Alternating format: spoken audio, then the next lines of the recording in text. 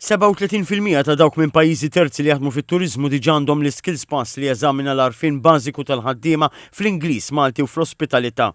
Fil-fatt sa' 27 ta' Jannar kienu diġà nħarġu ftit aktar minn 5,000 ċertifikat.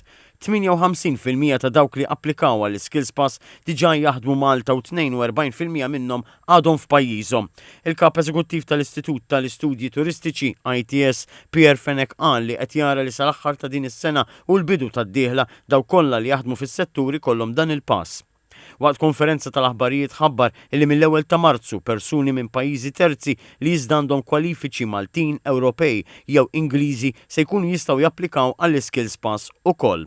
Filwaqt li dan ix-xahar għaddew 93% tal-applikanti mill-ewwel fażi li ssir online, 47% ta' dawk li mhumiex Maltin u għadu għat-tieni fażi ma għaddewx. Jiena ngħid li l-sistema tilħaq l-għanijiet tagħha.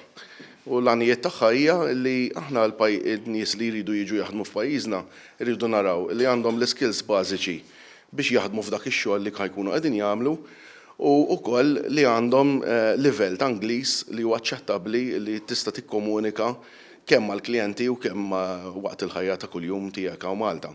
It-tieni fażi ssir fil-forma ta' intervista virtwali fi spazju kontrollat jiġifieri fiċ-ċentri VFS Global f'madwar 70 pajjiż jew inkella fil-każ ta' xi ħadd li jinsab f'Malta fil-binja tal-ITS. Huma jidħlu hawnhekk fir-reception u nivvalidaw l-identità tagħhom li veru min ġej jagħmilha huwa dak li reġistra fuq l-skills pass u għandu l-booking, jidħlu hawn ġew u bażikament ikun hemm l-assessur online bil-kamera mitfija, imma huma għandhom il-kamera hemmhekk jiġifieri l-assessur ikun qed jarhom, jitlawlu l-mistoqsijiet dak il-ħin tal-eżami u mbagħad isir skill verification interview. L-aktar żewġ raġunijiet komuni li waslu biex fallew ta' kandidati kienu in-nuqqas ta' ħiliet meħtieġa għall-impjieg mitlub f'40% tal-każi u nuqqas ta' għarfien tal-lingwa Ingliża f'25% tal-każi.